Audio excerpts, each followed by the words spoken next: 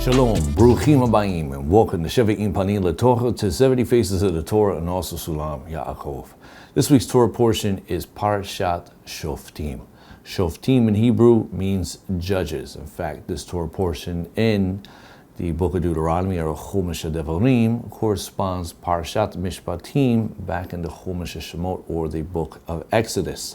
And this Torah portion is a very fascinating Torah portion. There's a lot of things to get into. Specifically, you can learn about the origins of what we call the Torah Sheba'al Peh, the oral Torah, which coincides with the Torah Shebiktav, or what is known as the written Torah, especially in the world of those who doubt the validity of the oral Torah.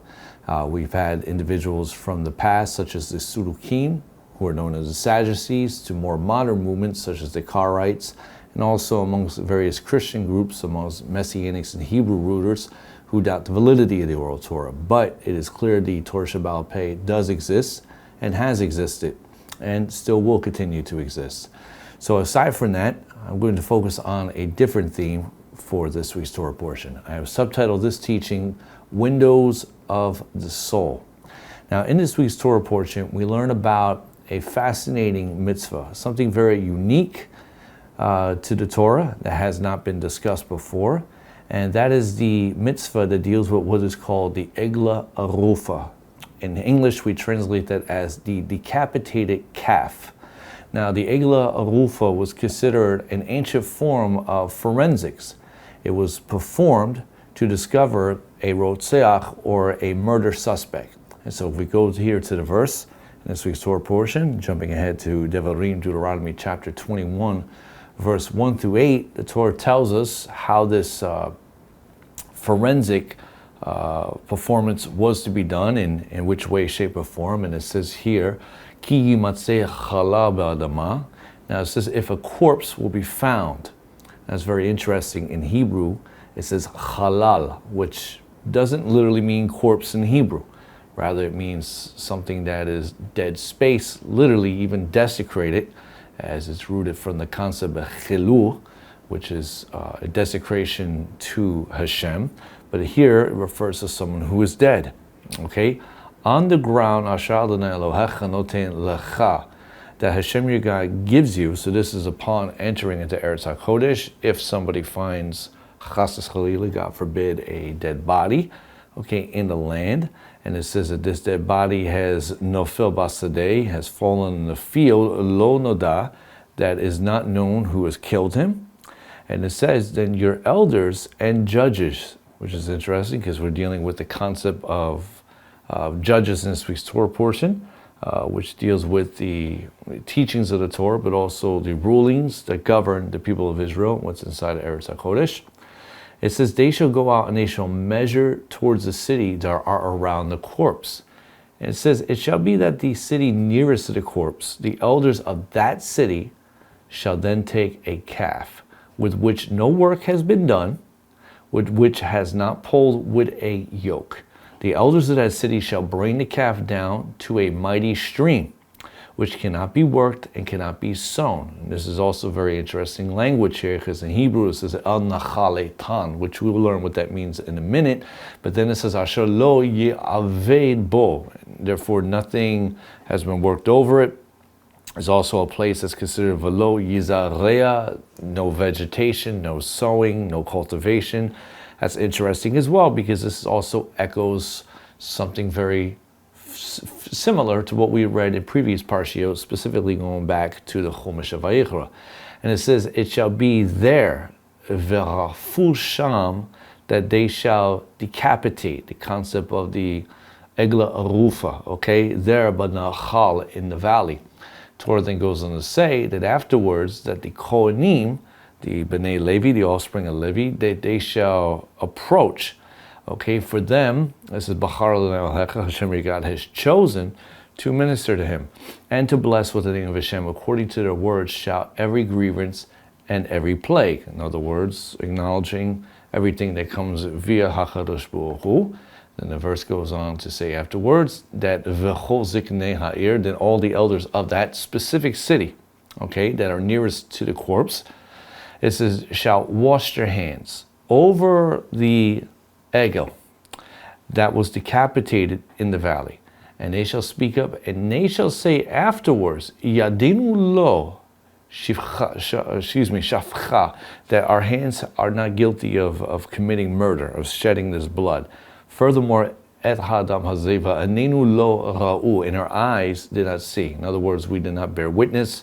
Literally, figuratively, we have no knowledge of this murder taking place.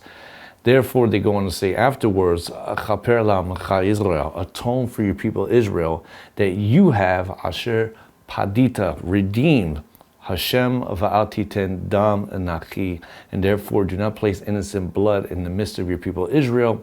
And afterwards it says, V'ni chaper lachem ha'adam, then the blood shall be atoned for them.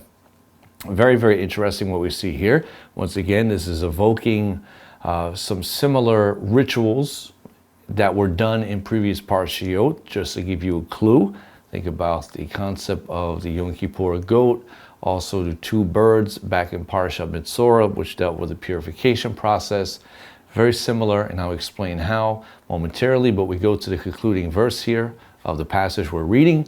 God therefore says afterwards, that you shall remove the innocent blood from your midst when you do what is upright, hayashar b'nei Hashem, in the eyes of Hashem. Very interesting. You don't hear a lot of people really deal with this mitzvah in the Torah, but it was something that was done when the Jews lived in the land. All the tribes dwelled in the land. This was a requirement for them. This specific, I wouldn't so much call a ritual, but this procedure, this process of the Eglah Arufah. So according to the Torah, it was the responsibility of the great Sanhedrin to find out who the Rotzeach, or the murder suspect, was. And so as a part of their investigation, it required them to perform this strange act of decapitating a calf. And it had to be at a specific location, as I pointed out reading from the Torah, at a location called Nahal Etan. What does that mean? The translation is somewhat different, when we get to that in a second.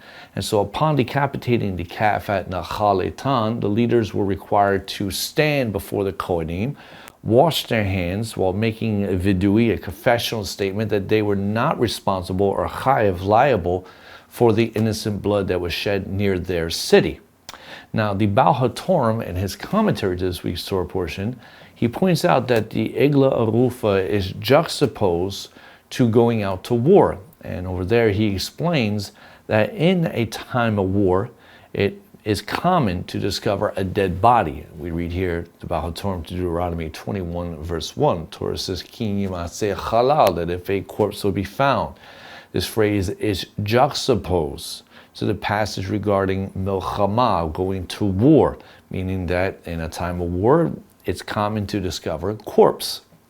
Now, in relation to going to war, the Torah speaks about going to war against an enemy, which is consistent with what we see in this week's parasha, and eventually it also is repeated verbatim later on in Parashat Ki Tetzei, which means to go out to war. In fact, we see the beginning of the name of that Torah portion mentioned here in Deuteronomy 20 verse 1, when it says, Ki Tetzei la milchama al oyevecha, when you go out to war against your enemy, literally upon your enemy, meaning to dominate or to conquer them. So we find a very interesting comment, okay, by the Baal HaTorah. Okay, what does that have to do with this strange performance of the Eglah Arufah and the discovery of a corpse? Is it related to wartime? What does it all mean? Just keep that in mind. I will come back to that at the end of this teaching. Now, when the Torah speaks about discovering a corpse, it's not speaking about discovering a corpse of a non-Jew, specifically a non-Jew who was killed in war. Rather, the Torah is speaking about the corpse of a Jew. We delineate here to the Sefer HaChinuch, mitzvah 530, and there the Chinuch says that if a corpse is found near the border of Eretz Israel or near a town that is inhabited mostly by Gentiles, we do not bring an Eglah Arufah, because in such cases it's presumed that the Gentiles killed the Jew, and we are not commanded to bring an Eglah Arufah to atone for a murder committed by a Gentile. Now, to understand what the Chinuch is saying, in our current day and age, we have seen time and time again tragic news that has come from out of Eretz Israel whenever the Palestinians, they attack innocent young Jews or Israelis, basically who live on bordering towns, okay, in Eretz Israel, whether it's next to the Gaza Strip or the West Bank. And even though the current state of Israel is not considered constitutionally a Torah-based kingdom, it's considered a state, if you will. Medinat Israel is a Western concept, and therefore is not governed completely by the Torah. Even if it was in such a situation, chas v'chalila, in which a Jew is killed by a Gentile, in a situation of Palestinian, the Sanhedrin would not perform the Eglah Arufah, just as the Chinuch mentions. Because for obvious reasons, we see here that, for one, you get into a sticky situation because now you have to deal with the non-Jews and their courts. And if you can see how things, work with the UN, Israel is always called apartheid.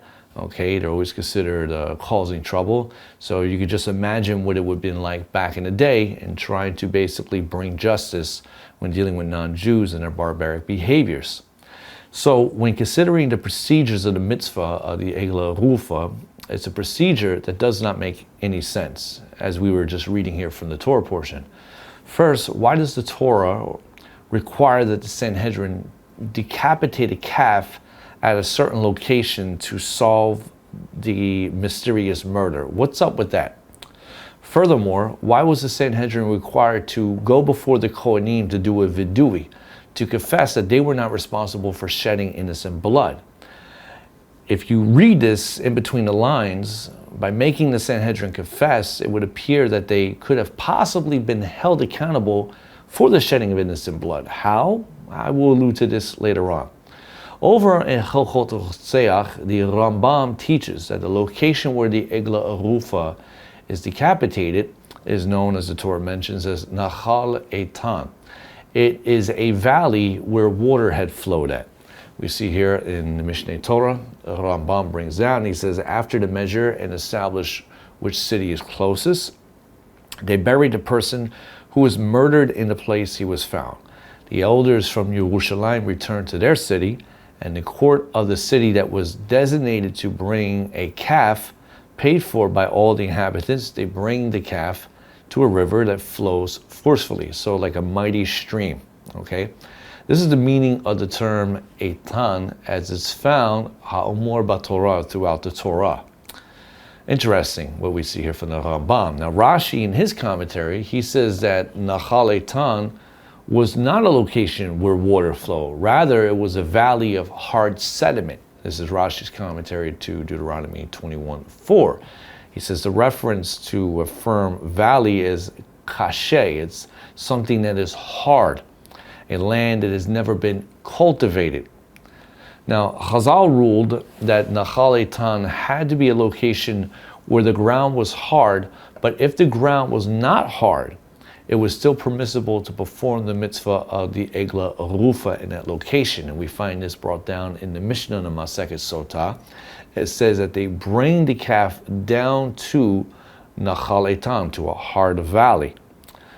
The word Eitan, it says, Kimashma'u kashe. It should be understood as something that is hard.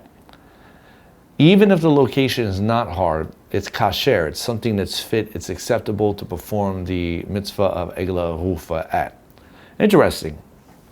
So we find these opposing views between Rambam, Chazal, Rashi, between something that's hard, not hard. Obviously, Nachal refers to a concept of a river. Eitan is something that's hard, and so obviously it's a riverbed that is obviously has no water in it. So what does this mean, and why is the calf being decapitated in that location? Well, if we delineate a little bit further amongst the Mefarshim rabbinical commentaries, and we go to the Yehezqel alludes to a verse over in Sefer Tehillim teaching that Nachal Eitan was a location that was a riverbed, that soil was hardened due to a lack of water, obviously from drought-like conditions, but when water did flow through the area, it would turn back into a riverbed. And this is Yehezqel's commentary to Deuteronomy 21:4. He says over there, to a virgin piece of land, ancient origin. We find the same expression in Psalm chapter 74, verse 15. It says there the psalmist credits God with both drying up rivers and with providing the driest parts of nature, suddenly producing torrents of water. According to Rabbi Avraham ibn Ezra, Eitan means hard as a rock. If we needed proof, perhaps it can be found in verse 6, where the elders suddenly washed their hands in that driest of regions. Well, where did they take the water from to produce this? Obviously, it's a source of water. Now, if we continue exploring this concept of the Nahal Eitan, the Chizkuni as well as Ramban, Nachmanides, they point out that the decapitation of the Eglah Arufah had the same connotation of the scapegoat of Yom Kippur, which I just mentioned previously. When it came to the Eglah Arufah, the verse mentions that Nahal Eitan must be a location of an unsown land. And we'll go back to that verse there in Deuteronomy 21, verse 4. It says over there, that the elders of that specific city, which is closest to the halal or the dead corpse, it says that they shall bring the Eglah, the heifer, down el Nahal Eitan, asher lo yaved, bo velo yizarer, to a valley that cannot be worked. Okay, so it cannot be cultivated and it cannot be sown. So obviously, if you have a hardened, dried riverbed that has dried up because of drought-like conditions, obviously it's not going to be ideal to try to cultivate that to grow crops. Clearly, anyone's ever seen images of dried up riverbeds and lakes. The ground is very cracked, okay? It's parched. It's not ideal to grow anything there. So this is what the Torah is saying. It has to be a specific location. So obviously it is dried. It was adjacent to something or used to have a river flowing through it. And so what we're going to see here from the Ramban and also the Chizkuni is that the language in the Torah is very similar to what we read back in Parashat Shoftim regarding the whole Yom Kippur offering, as well as we're going to see with the purification process of the two birds for the mitzvah. So Ramban's comment to Deuteronomy 21:4, he says over there, according to my opinion, the Eglah Arufah has a rationale like the idea of the korbanot that are performed outside Bachutz, outside of the temple, meaning it's the Sa'ir, the goat that was sent out to Azazel on Yom Kippur, as well as the Paraduma, which was also slaughtered outside of the camp. Interesting.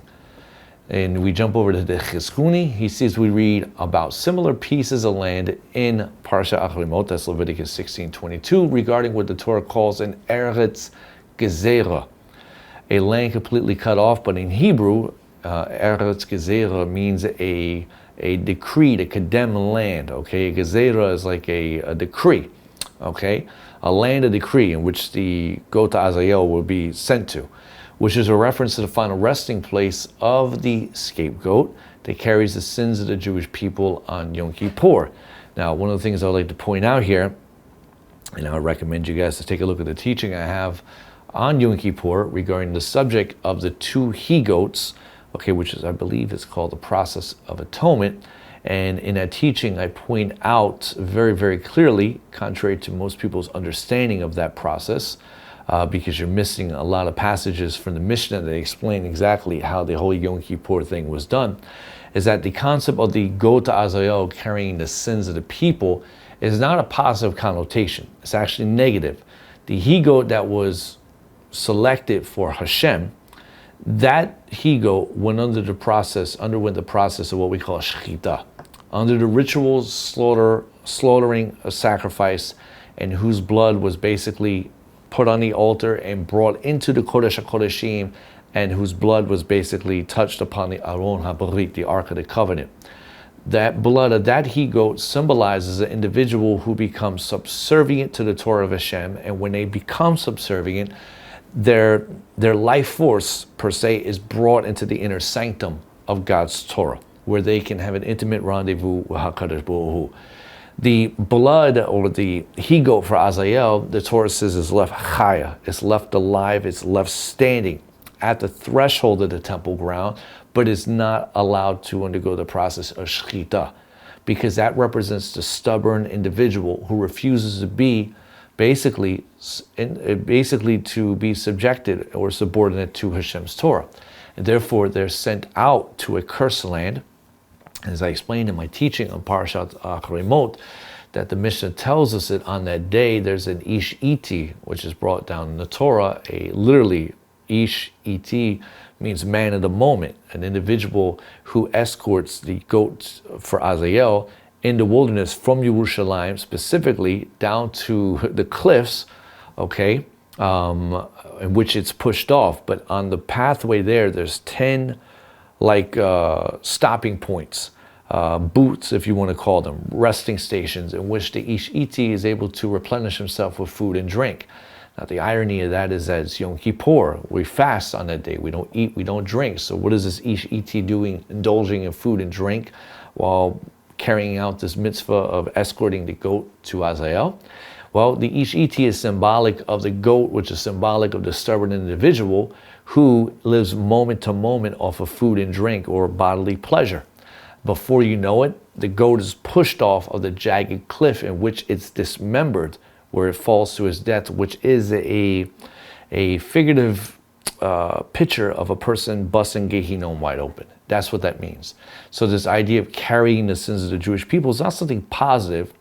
It's a concept, as we'll also see here, as we'll get to when alluding to Rabbi Bachaya on his commentary to this performance of the Eglah Arufah and its Kabbalistic meaning, its spiritual meaning, how it relates to the goat of Yom Kippur in this kedem or unsown lamb. That it really represents giving the demonic forces per se a bone to chew on, right? That there's going to be individuals who do not rectify their behavior or their actions, their avero, their transgressions, and therefore the goat that goes to Azazel is traveling moment to moment. This is very similar to the one bird that is left to be released for the process of the mitzvah, the healing process, purification process of the mitzvah before he could come or she could come back into the camp. That the live bird is dipped into the water mixed with the blood of the dead bird and sent out into the open field. The open field is the wilderness, that an individual that refuses to rectify their damage is released to go live in the wild, which is why the mitzvah was sent into the wilderness, outside of the community.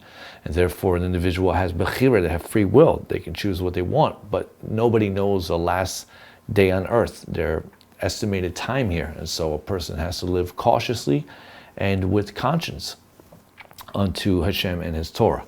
So, nonetheless, because of the ambiguities surrounding the mitzvah of the Eglah Arufah, the sages ruled that it's considered a chok. It's a decree similar to the Parah Aduma. And a chok or chukim, they are the mitzvot of the Torah that do not make any logical sense. Unlike mishpatim, those are mitzvot of the Torah that do make logical sense, even if they don't make sense right off the first time you read it. After you kind of go over it, spiritually ruminate, if you will, on it, then they start to make sense. But when it comes to the Eglah Arufah, its performance, how it's done, it doesn't make sense. And we read this in the Midrash, Parashat Tachuma, or Parsha Mishpatim, in the Midrash Tachuma, it says, "V'etin chuchei tishmeru lalechet bahem, devarim sheyetzer hara meshiv alehem," that the command to observe Hashem's chukim or decrees refers to matters which the yetzer hara objects against, and the nations of the world, ve'umut ha'olam, raises objections against. So in other words, when the Gentiles question the strange practices of the Jews, and what are they? Well, they're the prohibition of wearing shatnez, eating chazer flesh, pork, also the yavama, the spit of the yavama, which is the concept of levirate marriage. Also the prohibition of cross-breeding animals of diverse kinds, the ox, which is stoned, and also the Eglah Arufah, the decapitation of the calf. And the Midrash goes into a few others as well, but we just want to highlight the concept of the Eglah Arufah falls into the category of a chok. Now, if we go back to the Sefer Chinuch, he expands upon this and he delineates in his teaching to the Rambam, specifically not the Mishneh Torah, but the Moreh Nevuchim, which is called the Guide of the Perplexed, and which he attempts to explain that the primary purpose of performing the Eglah Arufah was to instill fear and trepidation into the hearts of the people, that if there happened to be a witness amongst the crowd who saw the murder being committed, they should come forward to the Sanhedrin to help identify the murder suspect. And the Chinuch says here, mitzvah 530, it is from the roots of the mitzvah, that is, in order that the heart of the people should be aroused in their seeing this great procedure, the gathering of the elders of the city and its great men. And they take a calf, which is a large animal, and they go to the outside of the city in assembly and with the masses, since everyone wants to see these things, because obviously everybody's nosy, right? And it says, all the listeners will tremble at the sound of his beheading, and their thoughts about the thing will be stimulated. And obviously, this is not a proper shechita process, because they're not eating the animal as kosher food. This is not being performed as an official korban, as the other korbanot. So obviously, this is going to be a very drastic thing people are going to see, and they're going to feel very, very bad what's happening to the animals, what the Chinuch is saying. He goes on to say, and immediately the heart of anyone who knows about the murder will be astounded, and his thinking will be aroused to say that which he knows in front of the elders. And through this, the evil ones and the murderers will be destroyed from among them. And besides this knowledge, there is much benefit in this great procedure, to show and to publicize among the masses with great publicity that the desire of the elders and intelligent people is to find the murderer, to exact vengeance from him for the vengeance of the murdered. And so did I find in the Rambam, alluding to Guide to the Perplexed, chapter 3, verse 40 there. And if you want to look that up, feel free to do so as well. So according to Chazal, the Eglah Arufah was only performed when a murder victim was identified as halal. Not halal, which is the Arabic term for their dietary laws, but halal, chet lamet lamet. Only if the dead is identified as halal, and if the city or town where the murder victim was discovered did not have a beit din. Normally, when a person was murdered, they were identified in Hebrew as harug, but in this situation, they are identified as halal. Now, I explained earlier that the word halal means void, or it means space. It's also rooted in the concept of chilul, which means desecration. It's also where we get the idea of something that's tuma, that is, we call it impure in English, but lacks the proper equivalence into what it means in Hebrew. Void or space is something that is absent of life or the presence of Hashem. And so in relation to our Torah portion, we can understand halal is referring to a body that is void of life. So this is where the concept of tumath mate, impurity by coming in contact with a dead corpse, originates from. Now, halakha, a person identified as a halal is someone who was killed with a sharp metal instrument, such as a sword. And we find an allusion to this in Numbers chapter 19, verse 16.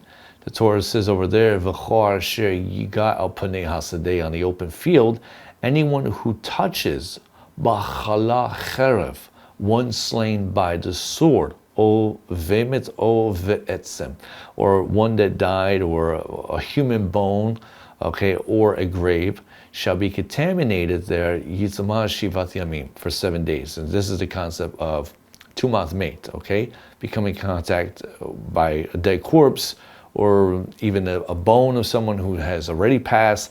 There's a residual energy, a tuma, impurity there, which can transfer to a person and make it tameh. And this is where we get into the concept of first, second, third degree form of tuma, okay, just like it's a burn.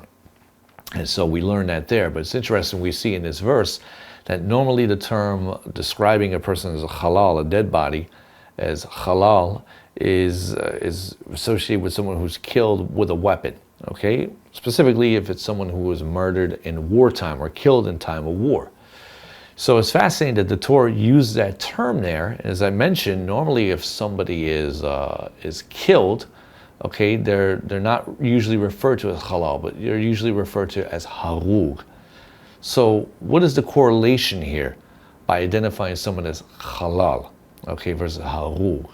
What's the connection between something that is void, something that's like dead space, and let's say a metal object? What's the concept here? So we go over to the Mishnah Masechet Sotah, and they say, just touch base on this. They say, if the corpse, okay, Ninsa Samuch Lasfar, was found close to the border of obviously Eretz Israel, or close to a town that was inhabited by Nochrim, which is pagans, or close to a town in which it says over there that there is Ba Beit Din, She'ein Ba Beit Din, there's no Beit Din. In this situation, it will be the 23 seat of judges, okay, because there had to be a Beit Din per each town. The higher Sanhedrin, the great Sanhedrin, was located in Yerushalayim. It says if this was a situation, then they did not perform the Eglah Arufah. Rather, in the case where the closest town does have a Beit Din, they measure only to a town that does not have a Beit Din. Now, it's important to note the correlation between the Eglah Arufah and Beit Din here. I mentioned earlier that when the Torah required the Sanhedrin to wash their hands and do a vidui, that they're not responsible for shedding innocent blood. It almost appears to a certain degree that the Sanhedrin could have possibly been accountable for the shedding of innocent blood. How, or which way, and shape, or form, I would like to add an insight towards the end of this teaching with God's help. Now, it should also be pointed out that the Eglah Arufah was not done if a witness came forth before the Sanhedrin claiming that they knew who the Rotzeach was, or if a member of the Sanhedrin had knowledge of who the Rotzeach was. And so, in the case of witnesses, the halakha states that there must be 2 or 3 credible witnesses for the Sanhedrin to try the Rotzeach with the death penalty. That's what's brought down in the Torah. When it came to searching for the murder suspect, the Targums mention a very fascinating insight in how the Sanhedrin actually discovered where the Rotzeach, or the murder suspect, was at. Now, as I mentioned in the beginning, that this practice of decapitating a calf at this location called Nahal Eitan seems very weird. It's a chok. It cannot be understood logically, like the paraduma. It doesn't make sense unless one, once again, tries to ruminate over what it means. It's very strange. It's very primitive, but yet this was a primitive form of forensic technology. Yes, forensic technology. Okay? Targum Yonatan ben Uziel teaches that after the Sanhedrin declared their innocence before Hashem, and the Kohanim asked Hashem to atone for the shedding of innocent blood, that upon completing their prayer, Hashem responded by causing a group of worms to emerge from the Eglah Arufah. These worms then traveled in a direction to where the Rotzeach was hiding at. We see here in the Targums of Yonatan ben Uziel to Deuteronomy 21, verse 8. And the Kohanim shall say, let there be atonement for your people Israel, whom you, O Hashem, have redeemed, and do not allow the guilt of innocent blood upon your people Israel, but let him who has committed the murder be revealed. And they shall have atonement concerning the blood. Immediately there will come forth a swarm of worms from the excrement of the calf, and spread abroad, and move to the place where the murderer is, and crawl over him. And the Sanhedrin shall take him and shall judge him. Very interesting, very weird, very scary. Okay, we're like, what is this? First, where did Yonatan ben Uziel learn from this verse that Hashem would send a group of worms to hunt down the Rotzeach? Where does this come from? Not only that, how can worms be used as evidence to sentence a Rotzeach to death for committing murder? Jewish law does not rely upon circumstantial evidence. That's not how it works. Another thing is that a worm is not even fit as a credible witness when it comes to capital punishment in Jewish law. So what is the Targum getting at? The Torah tells us in this week's Torah portion that the Sanhedrin must rely upon 3 credible eyewitnesses, and that's in chapter 19 of Deuteronomy, verse 15. Go read it there for yourself. I don't have it on the screen. Now, if we delineate to the commentary of Rabbi Bachai taught that the worms that are mentioned in the Targum of Yonatan ben Uziel, that they did not act as evidence for the Sanhedrin. Rather, the worms left the carcass of the calf to attack the Rotzeach. Interesting. Rabbi Bachai explained that the mystery of the worms was related to Nachal Eitan, to the barren valley, which was like the he-goat of Azael, which was considered an Eretz Gezerah, a decree or cursed land, which was the domain of demonic forces, of demonic energy. And so what I like to do here is delineate to Rabbi Bachai's commentary, and I'll expand upon it as needed, because it's very interesting. And this is what he says over here. The calf, which is being killed, is a similar phenomenon. So the Eglah Arufah is very similar to Sa'ir LaAzael, to the goat that was sent to Azael, okay, which is killed after it, and it symbolically carries the sins of the Jewish nation, alluding there to Leviticus 16:10, which once again is not positive, but is negative. If you get what I explained before, furthermore, go take a look at my teaching on Parashat Shoftim regarding the process of atonement. Rabbi Bachai says both wind up in a totally barren environment, Nachal Eitan or the Eretz Gezerah. Something similarly happens to one of the birds offered by the person who has been declared cured by the dreaded skin disease of Sara'at. And that's the purification process I explained earlier in Parashat Metzorah. Go take a look at my teaching on that, which is subtitled The Process of Purification, I believe, for Parashat Metzorah. Anyway, going on, he says it is related into the air after its partner has been slaughtered, and the surviving bird's blood has been dipped into the blood of the bird which has been slaughtered. And that's in Leviticus chapter 14, verse 51 through 53. The surviving bird is perceived as carrying the guilt of the person for whom it atones into certain nether regions inhabited by demons and the like. All of the three phenomena, Eglah Arufah, Sa'ir LaAzael, and the Sipor Dror, as called, the free bird, okay?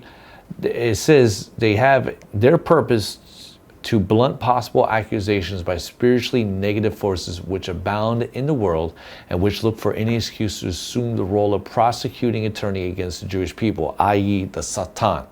So what Rabbi Bachai is saying, which, by the way, this chidush of his is not something new. He was a student of the Ramban, Nachmanides, and if you want to read about this in depth, take a look at Nachmanides' commentary on Parashat Shoftim to get a further in-depth understanding of this concept. Okay, but essentially, there's an idea that because Israel is worthy of judgment, okay, for Midat Hadin, during the times of like Yom Kippur, just during the 10 days of awe, which we're going to be coming up upon here soon, as we're currently in the month of Elul, is that the prosecuting force known as the Satan demands judgment upon the Jewish people for not fulfilling their part of the covenant of Hashem, for violating the Torah. And so, as a means to throw, if you will, a bone to the dog, that's the language that Chazal would use, is that Hashem appeases the forces of the dark side by giving them over to these strange practices that were done that are associated with the negative demonic energy that the Jewish people have created, like the Eglah Arufah, the Sa'ir Azael, and the bird that is dipped, which is called the Sipor Dror, the free bird, okay, that goes free. In the wilderness, uninhabited land, just like the Metzorah was in an uninhabited land in the wilderness, which is basically prone to animals, wild beasts, physically, but spiritually also. The beasts would be a reference to Shedim, demons, okay? And which is ultimately also negative energy that a person can create through their actions, through their words, and yes, even through their thoughts. And so to try to appease the force of Satan in the higher court, there has to be a deal, okay, that is done, in which you give the other side something that they can settle for versus bringing full accusation against the Jewish people. This is what he's alluding to in this passage here. So going on after, he says, from a technical point of view, it would have been enough for the Torah to write that the valley in question should be one which has neither been worked nor sown, such as lo yaver, lo yaved velo yizarea. Well, why did the Torah have to add the extra word bo, like in, okay, in verse 4? Why is that added? Okay, it's superfluous. the Torah wanted to make clear that not only the valley, but also the calf itself must not have performed any kind of work, cannot have a yoke.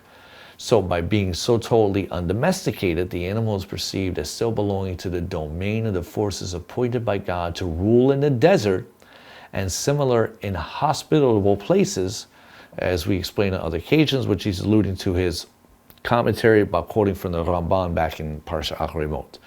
When the calf's neck is broken, then it occurs in the domain of these demonic forces. The very word etan applies that the valley is very harsh, very hard, okay, because it's a gezerah. If we were to borrow from the language of Parashat Shoftim, there's a decree. This is, if I can put it in some type of layman's terms for you guys to understand, when you look outside of the window of life and you see certain tragedies take place, whether it's weather phenomenon, terrorist activities, or something happening, and you wonder, why does God allow this to happen or that to happen? This is a chok, it's a decree. We don't understand the decree of the king. We have to respect it. Hashem in his wisdom allows a certain tragic event to take place in order to satiate the dark forces. So he allows a certain evil to manifest, okay, in order to basically wreak havoc, in order to basically appease the forces of judgment, in order not to annihilate or bring massive judgment upon his people. And this happens. We see this happening, happen in the Shoah. There was many righteous Jews who died in the Shoah, alongside of many unobservant Jews. Okay, many Jews made it out before the Nazis started with their hunt for Jewish people. Okay, Jewish history is filled with all types of violence. Whether there's Mussolini, Stalin, Hitler, etc. Yimach Shemo. The idea is that for the righteous who died amongst the secular Jews, that their deaths were seen to be as appeasing to the demonic forces. This energy, this destruction that came about is ultimately, because of the forces of judgment, bring accusations against the people. And so even in our modern day, when we see things economically, we see things environmentally, we see things politically, financially, whatever, when these things all happen, and things are on a downward spiral, there's some type of force being appeased, which is why when a person goes through a tribulation, you have to consider the energy that you may have created, and maybe your judgment could be worse than what it is. Maybe you should have been basically terminated from this world, but HaKadosh Baruch Hu extends his chesed to you. And similar to the story of Eov, instead of Hashem allowing the Satan to completely murder Eov, he allows him to afflict him with various tribulations, in which he suffered. Okay, this is what Rabbi Bachai is trying to bring down here. So we continue in the following passage, and he goes on to say that the reason that the Torah is spelled over here, he spelled the word over here, shivcha, okay, which is the concept of murder with the letter hey at the end instead of the letter vav. We would have expected, maybe a remez. It's an allusion to the fact that if one kills a person, one deprives him of his five senses, which is what hey has a gematria of 5, numerical value of 5. And so by doing so, the Rotseach, or murderer, has destroyed an entire world. And that's a concept that you find in the Talmud. Anyone's ever seen Schindler's List, that concept that he who saves a life saves the world. He destroys a life, destroys the world. This is what the Rabbi Bachai is alluding to. The world had been created with the letter Hey, okay, of UK Vav K, and you can find that in Bereshit Rabbah 12:9. And the reason for this, and by the way, for those who don't know, Olam Hazeh was created with Hey, Olam Haba is created with Yud. So you can look at that midrash for that. Okay, the reason Rabbi Bachai says for this somewhat exaggerated sounding description of the Rotseach of a single individual, murder of a single individual, is the fact that God created only a single human being at the beginning, which is Adam. If he had been killed prematurely, the human race would have been exterminated as a result of such a single act of killing. This concept that the Rabbi Bachai is alluding to is that tragically, when somebody takes another person's life, you're not just taking one life. You're taking an entire genealogy of lives that will come from this person. Okay? An entire genealogy that will come. And I would like to kind of illuminate that by pointing back to a teaching I did called Gathering the Sparks in Parsha Balak, that when Moshe Rabbeinu and the Jewish people went against Balak, he feared them, because from out of him came Ruth HaMoaviyah. In other words, Balak was the grandfather of Ruth HaMoaviyah, who was the only Moabite in history to have joined the Jewish people. Upon her conversion to Am Israel, she married Boaz. From that union came the line of Mashiach, the Davidic line. Okay? And so that's an insight that what would have happened if basically all the Moabites were snuffed out, right? There would have been no David HaMelech, no Yishai, etc. Okay? That soul would have been snuffed out. This is similar to what the Rabbi Bachai is alluding to here, that when a soul is taken, you're not just taking one soul, you're taking an entire dynasty, generations of souls that would come in through this one individual. This is what he's alluding to here. So he goes on to say in the following passage afterwards, and he says, the reason for the words, Kafer Lamacha Israel Asher Pedita Hashem, that Israel, you should provide atonement for your people Israel, whom you have redeemed, is simple. The procedure of killing this calf resulted in our providing these demonic forces with a oneg, with a delight. This enhances the power of these forces to act as advocates for the prosecution against Israel. As a result, we have to ask for forgiveness, okay? Kapara, atonement, covering from Hashem, for having been forced to make us use this legislation. Similar considerations are valid in connection with Sa'ir LaAzael, which is once again the goat that is sent to Azael, which is very interesting. Yom Kippur, the 10th day of the Yamim Norim, the days of all, the litigation in the heavenly court, there's a day that the Satan is kicked out the court. His prosecution is silenced. And this is why, yes, we wear all white, which is symbolic of a spiritual, transition of the soul, being purified, being cleansed. But there's also a day of forgiveness, okay? And therefore the soul is purified. There's no condemnation. There's no accusations by the Satan in the heavenly court on that specific day. The forces of evil have been appeased. They're kept at bay. Now, alluding to this concept here with the Sa'ir Azael, back in Acharei Mot, Leviticus 16:33, the conclusion of that whole procedure, the Torah mentions that the Kohen shall bring atonement upon the Holy of Holies, upon the Ohel Moed, the tent of meeting, upon the Mizbeach, the altar, and upon all of the people, the entire nation of Israel.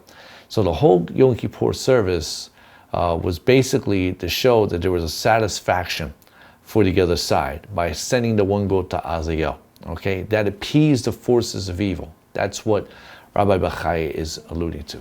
Going on, he says afterwards, there is yet another aspect embodied in the procedure of the Eglah Arufah. And that is that the procedures teach us something about the nature of the murdered person. The procedures leading to atonement of this crime comprise three elements. 1, the breaking of the calf's neck. 2, the location where it took place, which is a barren area, Nachaletam, okay? And 3, the recital or vidui, the confessional statement of the Sanhedrin before the Kohanim, that our hands have not spilled his blood, and to please bring atonement for your people of Israel. Going on afterwards, Rabbi Bachai concludes by saying, he says afterwards, every intelligent person realizes that the murderer achieved his objective only by means of separating or detaching his victim from 3 souls or life forces. Now, what does that mean? Without getting very Kabbalistic or metaphysical here, the Torah tells us that man has 3 parts, really rabbinically. There's 5 aspects of the soul. Okay, you have nefesh, ruach, neshama, you have chaya, and you have yachid. Okay, yachida. Okay, most 3 are alluded to nefesh, and they're different categories. Nefesh sameach, which is the vegetative soul, which plant life carries trees. Nefesh hatenuah, it's called the soul of mobility, also known as nefesh habehemot, the animal soul, which acts on impulse, instinct. Then you have nefesh hameskelet, which translates as the rational soul, which also means the neshama. The Aramaic will call it the ruach mimala, the speaking spirit, if you will. This is what Rabbi Bachai is alluding to. He says, when the Rotzeh did this atrocious act of committing a murder, he separated from the victim the animalistic soul from the soul, which enables vegetable matter to grow. And finally, separated from him, the nefesh hamaskelet, or the neshama, okay? We know that the first soul which departs from the slain person is the animalistic soul. This is why the Torah selected a calf for this procedure. Nefesh behemah, animals have tinuah, noah, mobility, okay? Okay, that symbolizes the animal instinct. It says killing it removes that soul. The location, the one that does not proceed any growth. Nachal etan is a location. There's no nefesh sameach there. There's no vegetation life or vegetation soul. Okay? Finally, the vidui, the confession and request for kapara atonement, symbolizes the loss of the abstract soul of the slain person. So, Rabbi Bachai is giving an in-depth kind of Kabbalistic metaphysical approach to why this happened and why this procedure is kind of tied into, how this is tied into, and you may not agree with it for those who are more rationalistic in their approach to the Torah, but everything that is used in the Torah for the korbanot, the different animals, and I touched base upon this in various teachings, such as Parashat Vayikra. Feel free to go look at that, explaining how the korbanot are a microcosm of man, as well as the respective kelim or vessels that are used in the Mishkan, such as the menorah, Ark of the Covenant, the Mizbeach, the outer altar, etc. Essentially, an individual who has tragically passed, who was murdered, there's nothing that's considered a coincidence.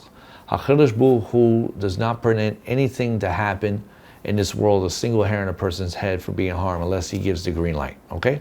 So in an event in which somebody is tragically killed, even inadvertently killed, which goes back to another subject matter in this week's Torah portion, which is the Arei Miklot, the cities of refuge a person has to flee to if they inadvertently kill somebody. And that's another topic to get into, which I have a separate teaching on. None of this happens by accident. Okay, because the whole Arei Miklot situation is that the person who flees, he cannot escape from there until the death of the Kohen Hagadol, in which Chazal say that the death of the Kohen Hagadol atones for the inadvertent murder. Okay, which is interesting because somehow the Kohen's death is somewhat is countable. His death atones for a mistake he made because he lacked in properly praying for the nation, which I have a separate teaching that talks about that. But anyway, in this situation, a person, the nefesh, the animal, behemah is the animal instinct. When a person dies, figuratively speaking, to that soul mobility or instinct, okay, they're more in tune with the neshama. Nefesh HaMaskilah, as the sages call it. And therefore, they're more on a level in which they're on the frequency with Hashem. They're not basically prone to move like an animal, to and fro. A place that is barren, Nachaletan, in which there's no sumech, there's no vegetative life, there's no, life from plants, photosynthesis, etc. There's nothing being produced there. It's death, it's decay. The animal dies there. This is all about appeasing the forces of judgment when a person is more prone to live animalistic. The actions of a rotseach is somebody who is much more in tune to carnal knowledge. In other words, they're more body conscious. When you kill a person, why would you kill them? For money, for clothes, for their car, for their possessions, for a love triangle, heated passion, whatever the case may be. It's something that comes from a place of jealousy. And therefore, what we see here is that Rabbi Bachai is explaining that essentially this whole act, this procedure is very symbolic because it deals with the different levels of the soul that are out of whack, out of alignment. Okay, so it's a very deep symbolism here. It's all about learning to separate the impulses of the flesh, okay, to learn to be more in tune with the presence of Hashem. Now, the reference of the worms attacking the Rotseach is essentially a reference to judgment. The individual who caused innocent blood to be shed is not going to go unpunished for their sins. Yonatan ben Uziel's comments about the worms hunting down the murder suspect is a colloquial expression for the demonic forces that are going to come after the sinner. Hashem is going to use all the forces that he needs to come after that individual for committing this heinous sin. This is why the Torah said afterwards when the people confessed, in Deuteronomy 21, verse 9.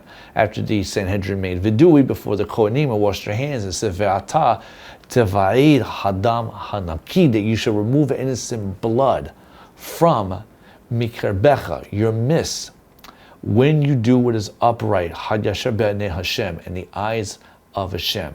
Now I have a few letters highlighted here.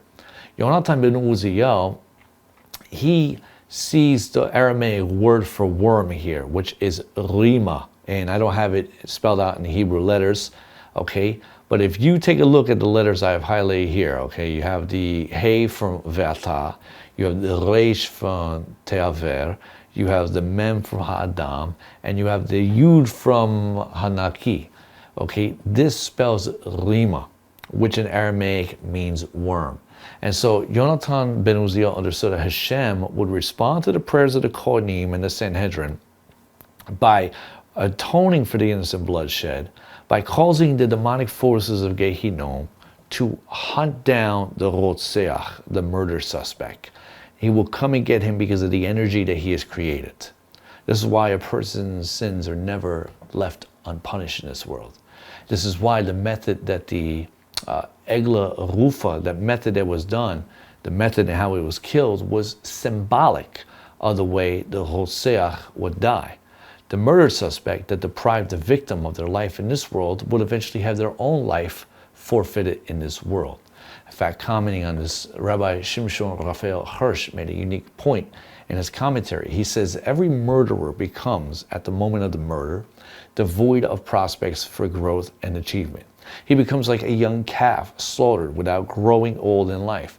The earth beneath him will become a hard valley in which no life grows. And this he will meet his end. Consider what was told to the first murderer, in which God says, Ki ta'avor et ha'adama, when you work the ground, lo tosef, it will no longer yield ten koach, its strength lach to you. Na vidnad, you shall become a vagrant, a homeless individual, a wanderer of the earth. Fascinating. This is all deep symbolism. Rabbi Bachai's commentary is a little bit more metaphysical of understanding the differences of the soul. Now, something I'd like to point out here, and I didn't have time to type the comment out for the commentary, but it was a point brought down by the Ben Ish Chai. Okay, Rabbi Yosef Chaim of Baghdad. And the Ben Ish Chai, in his commentary this week's Torah portion, he points out that the name Eglah, like the Eglah Arufah, you can read it as Ain Galeh, which means the eyes that reveal. Fascinating. Ain Galeh and Eglah. What does that mean? Well, according to the Ben Ish Chai, when the Sanhedrin performed the Eglah Arufah, it was a form of ancient forensics, that the Sanhedrin would look into the eyes of the murder victim. And when they looked into the eyes of the murder victim, they saw the image of the Rotseach etched on the victim's pupil. Now you might think this is bogus, shtuyot, right? Like, what is this? Well, is there truth to this? According to the Vilna Gaon, the Ra, and this is brought down in what's called his Even Shleima. Please forgive me, I didn't get time to type it out, the Hebrew and the translation, but it's in Even Shleima 10:22. It's in Parak Yud, Pasuk Kaf Beit 22. In Even Shleima, the Gra taught that all of the deeds of man are etched on his eye. And so when Hashem shows a person their deeds, when he replays it back, he replays those deeds, both good and bad, from the images that have been imprinted on the eye. Any truth to that? Maybe. Over in the prayer for Kiryat Shema El Hamitah, the prayer that we recite Shema as we retire when we go to bed, it's interesting. In that prayer, we ask Hashem to illuminate our eyes to avoid sleeping the sleep of death. We say there, and this is from Yehezqel Italqi from the Italian tradition, it varies in the Sephardic and Ashkenaz world as well, in the Ashkenaz world, excuse me. We say over there, V'ta'amidenu mimitati, raise me from my bed, l'chaim u'lashalom, to life and to peace, v'ha'ira enai pen yishan hamavet, and enlighten my eyes from the face of death. Interesting. Now, the prayer here uses the phrase ishan hamavet, which you could say literally means sleep of death. The word ishan, though, in Hebrew, it refers to the pupil of the eye. However, contained in the word ishan is the word ish, which in Hebrew means man. What's the correlation between pupil and man? Well, try this as an experiment in your own home. When you look into the pupil of somebody, what do you see? A reflection of you. You see an ish, a human being. So one could say that the word ishan refers to a miniature man. In fact, whenever the Torah refers to a Yom Tov, it calls it a Shabbaton. The suffix of the nun sofif, like Shabbaton, teaches that a Yom Tov is like Shabbat, but it's a miniature Shabbat. Okay, so likewise, the nun sofif and ishan is a reference to the reflection of man in the pupil of the eye. Over in Sefer Tehillim, David HaMelech asks Hashem to protect him like the pupil of his eye. Psalm 17, verse 8, he says over there, Shamreni keishon bat ayin, protect me like the pupil of your eye, and hide me in the shadow of your wings. Now the Radach, Rabbi David Kimchi, in his commentary on this verse of Psalms, he points out that the word Ishan, okay, means a miniature man. This is what he says there in Psalm 17, verse 8. He says, as a man guards the pupil of his eye, quoting the verse, that means the black part through which the light passes through. That is called Ishan, which means little man, because the image of man is seen in it. And the Vav and Nun marked the diminutive, because the image is diminutive, meaning it's small.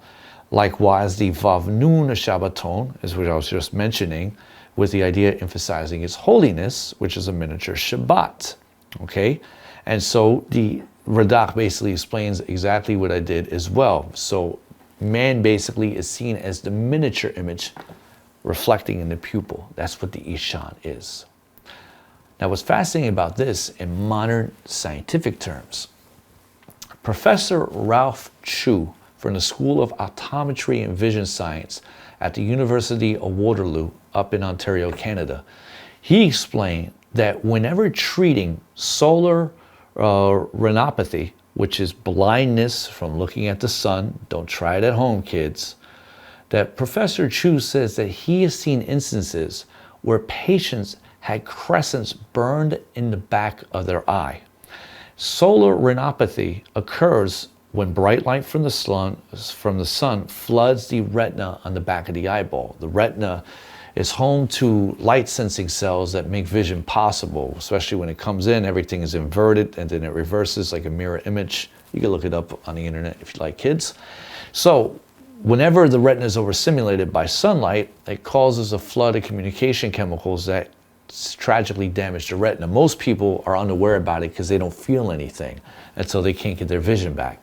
And what's interesting is that Professor Chu mentioned that due to the design of the eye, meaning how God created us, that he was able to determine the exact time a patient looked at the sun. In other words, that he can actually tell them when they happen, because it's etched there. Now, Professor Chu's comment is identical then to the Gra, who taught that the deeds of a person become etched on their eye. In fact, here's an image from Professor Chu's study. The left side of your screen shows the actual image, the retina of a person's eye that looked at a solar eclipse. And this was back in 2017, okay? And there you see the crescent of the sun underneath, identical to what was burned on the retina of a person. So it's actually everything that's there. And that's from an optometrist's point of view. So what the Gra says, obviously on a metaphysical level, that there's some type of etching that is there on the eye. And this is also according to apparently how the Sanhedrin used ancient forensics to see what was on the eye. Very powerful stuff.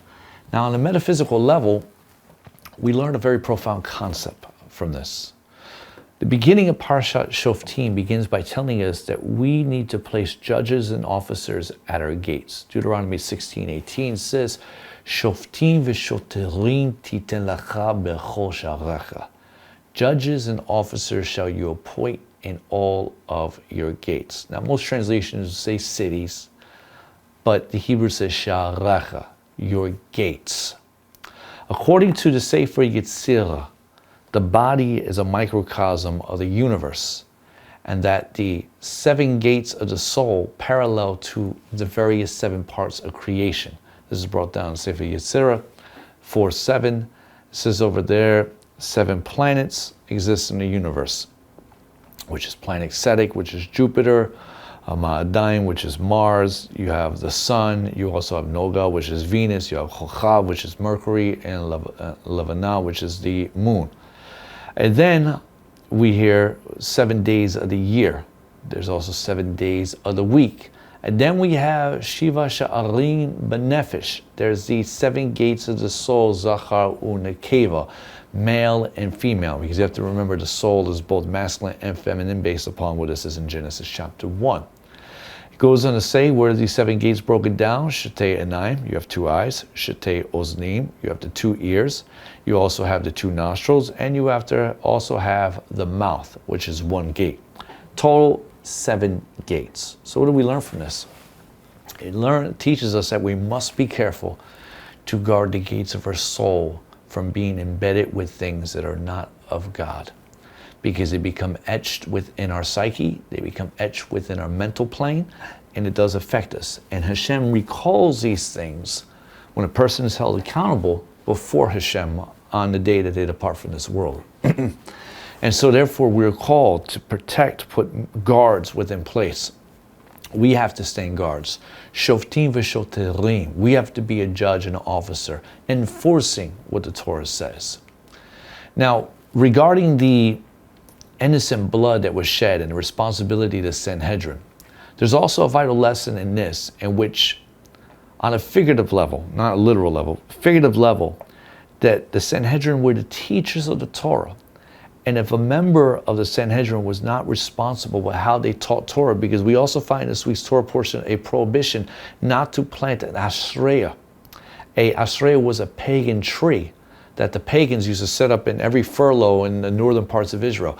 We were not permitted to plant an Ashreya next to the Mizbeach of Hashem and next to the altar of Hashem. And the sages say that this is a reference to an incompetent teacher of Torah. In fact, this goes back to something I touched base on a few weeks ago at the beginning of Parashat Devarim regarding the teacher, someone who's a righteous teacher of Torah. They cannot take a shochet, they cannot take a bribe, etc. That if you place an incompetent teacher, even if they have all types of rabbinic credentials and accolades, but if they are spiritually incompetent, it's akin to planting a form of avodah zarah next to the altar of Hashem. And therefore they declare the clean, unclean, the unclean, clean, etc. And so if one is not careful in how they use their position as a spiritual teacher, they can figuratively shed innocent blood. They can use the Torah as a stone of death, as it says in Masechet Tanit 7a, versus an elixir of life. It can become an elixir of poison, a stone of death. And therefore they can abuse people, hurt people. Therefore there's a warning. Okay, and even if you take a look at Rabbi Bechai's commentary regarding the whole decapitation of the Eglah Arufah, that also has a meaning, because you could be a spiritual teacher who operates on the Nefesh Behemah level versus Nefesh HaMaskelet. And so I believe the Torah is teaching us something very interesting as we are now in Chodesh Elul. This is the month of Ani Ladodi Vadodi Li, that I am to my beloved as my beloved is to me, about returning to Hashem and ensuring that as we finish out the remaining part of this year, we want to make sure we're guarding our gates, our eyes, our ears, our nose, our mouth. And you might think what each of these stand for, they're spiritual portals and what they mean, corresponding to 5 senses of the body, by the way, which I have a teaching on Parashat Mishpatim with the Tefillin. Feel free to take a look at that.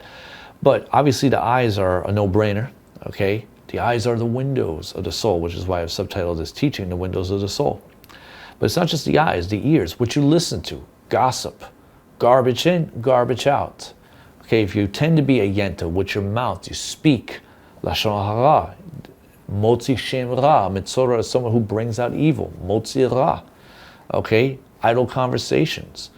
You got to protect your speech. You have to protect what's going in here. Listening to garbage politics all the time. Reading garbage newspapers all the time. Listening to garbage music. Watching garbage movies in the awake generation that we live in today. It's hard to even tolerate half of the stuff that's out there. wasting your time on social media, plugged into a digital biosphere that does nothing for you. These things you have to remove. And anger, this is what the nostrils represent. People are very short-tempered nowadays. People are angry. They're more violent. They don't know how to control their emotions. Torah says we have to make sure we put judges and officers at these gates. You have to be the judge. You have to be the officer to enforce the law, meaning the Torah. That is the constitution that you should be bound by. And as you do that, you will protect yourself, and that you will also be an individual who stands righteously before HaKadosh Baruch Hu, before the Holy One, blessed be He, and also that Hashem will find you as someone worthy as we approach for the new year, Rosh Hashanah, and also Yom Kippur. So well, for now, Chavarim, that brings us to an end of our teaching for Parashat Shoftim. I hope that this teaching has been a blessing to you. And once again, if our teachings are a blessing to you, prayerfully consider supporting us financially. You can find the link directly below the video. Thank you for your financial support. Thank you for your prayers. And until next time, Chavarim, may the God of Avraham, Yitzhak, and Yaakov bless you and your families. Shalom and Kol Tuah.